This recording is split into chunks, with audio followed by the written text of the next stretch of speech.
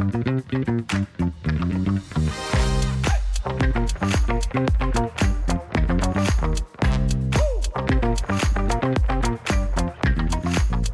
right, hey Mark, how you doing? Fabulous. Great to be with you, Dave. Why don't we start with you telling the audience who you are and what you do? Yeah, Mark Smith, CEO of Loyalty Status Co. We're most known for a product called Status Match.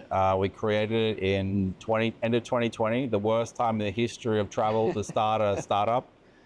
Did very well, and as did Cash, we provided that by bringing new customers, new cash, and all very, very quickly, very effective at it. Today we work with 25 global airline brands, 2 hotel brands, and a retail chain we work with. It's all about status. It's all about people with the silver, gold, platinum type status tier, and bringing more of these people to these brands and helping them monetize, commercialize in different ways. I love that. What's in it for the consumer? Talk about that.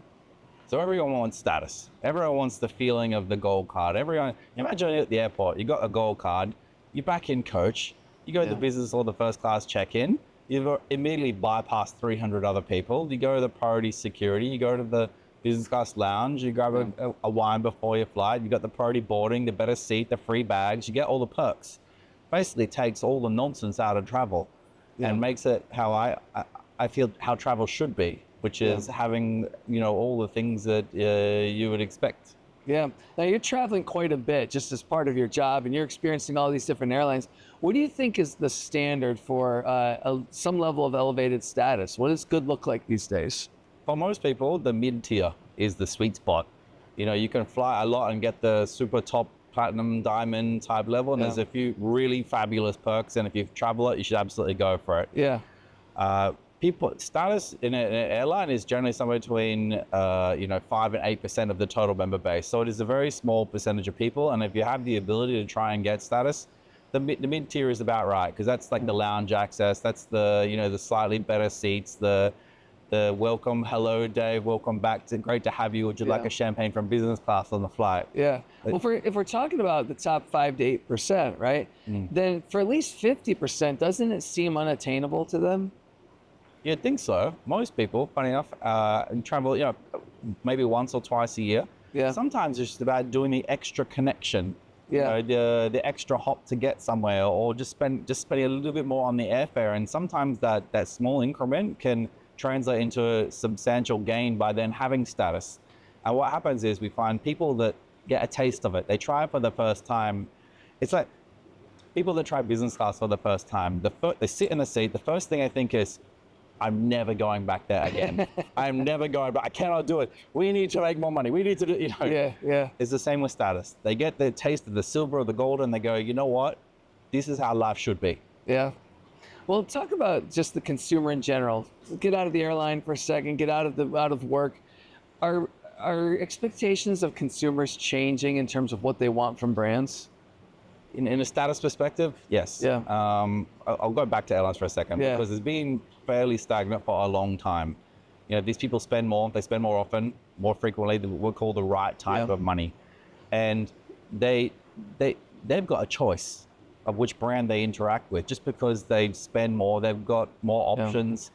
And because there are more options, they want to get more.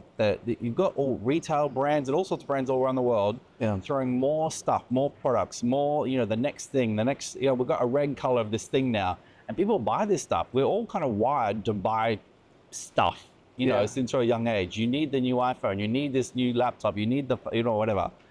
And I think when it comes to especially travel and status programs, keep that, we need more stuff, and I'm expecting more from these airlines. And the last few years, especially in airlines and hotels, we've seen a bunch of new brands come into the world. Yeah. And they've had to carve out a new space for their business. And so they're just offering more and cooler stuff. Yeah. And so that means some of the incumbents are kind of like, well, we have to, up our game a little bit. And I think ultimately this is a win for customer. So in Europe and Asia in particular, we're seeing the average age of the consumer go down when it comes to airline membership programs, right? Just a little bit, right? It's enough to shake up what the reward should be. And a question that I have for you, looking across all these things, is the reward, the big reward of having a free ticket at the end of a long saving journey, losing a little bit of its luster, and is the experience of being an elevated status member, all of, board a little bit early, get the upgrade, is that becoming more important in terms of status? Status has never lost its allure with these people. It's always been the sexy thing that you need to kind of obtain to have a better travel experience. So that is not going away. It's been very set in stone for about the last, 40, 50 years kind of thing since loyalty really came into the world. Yeah. Good point on younger consumers. This is just people being more engaged. It's not that it's moving down to a younger age. It's just that they're getting them in a little earlier. The world is more accessible now than it ever has been in the history of human civilization. So people are just joining things earlier, and we can buy things earlier. There's actually more money in existence now than ever before in history. Yeah. So people are, if I want something, it's like, imagine when you're a kid, right? You're like, if you want a new bike or something, it's like, for Christmas, mum and dad are going to get me the bike. Like, I'll think about it all year. Whereas these days, kids are like, I want the bike, and they get it next week. Yeah. Yeah. So think of that in a travel sort of sense. You can save your points or miles for a couple of years to try and get that business class trip with your partner to Paris over, to have that magical moment. A lot of people still go for that, and it's very worthwhile thing it's an aspirational thing. It still drives tons of engagement. It still drives people to be loyal to a brand, works very effectively. And we see in travel, especially airlines and hotels, they nailed this decades ago, and human psychology doesn't really change over the years. We're all wired the same way. We all want the next shiny thing. We all want the big trip. And that's why travel, especially is what works is very good. I love that. Okay, so 2 more questions for you. One is, if I could peek under the hood a little bit, what's in store around the corner that you're working on? Anything that you want to share with us about what we can expect in 2025? So our brand, we're known for innovation in status, travel and status. And so we've launched a bunch of innovations over the last few years, which have sort of taken the market by storm. Hence, we work with a lot of brands. Yeah. We are continuing this theme of innovation. Everyone that works at our company, we're all frequent flyers ourselves. And so we're just, in some ways, trying to solve our own problems. And if we solve it for us, we solve it for millions of other travelers around the world. So effectively, we're like customer advocates in the industry. I want to keep my partner with this airline. How can I do it? What product could I build or help an airline partner with us to create something new that would help me do that? Sure. Solve me. I solve for probably another 5 million people with that airline. Yeah, I love that. And so we align everything we do with this. So our theme of innovation is not going to stop. Someone's got to drive in this industry, and we're one of a few players I think are doing a reasonably good job at it.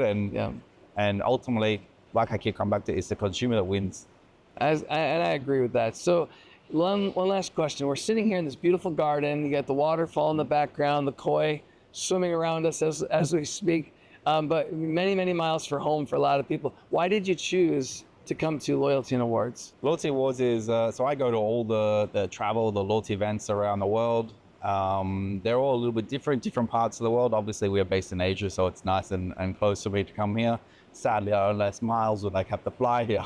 Probably a friend somewhere else. Yeah. But this Loyalty Awards has always been known as the premier loyalty event for travel. It has for the last 20 years. It's been the staple. It's on everyone's agenda. There's very few people that go, should I or should I not go to this thing? It's like, it's just the thing you go to. It attracts a very different audience. It attracts a higher caliber audience than a lot of other events.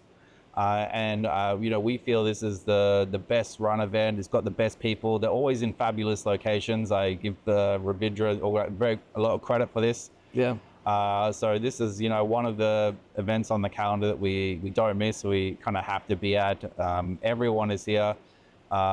Everyone talks about how it's like a family kind of environment. It's very cliche, but it actually does feel like that. It does. So it absolutely does. It gets it really right, and I think the combination of all these things make for a fantastic environment for not only just socializing and just catching up with folks, but also very conducive to business and getting stuff done. Fantastic. Mark, always a pleasure. Thanks, Dave. We'll see you.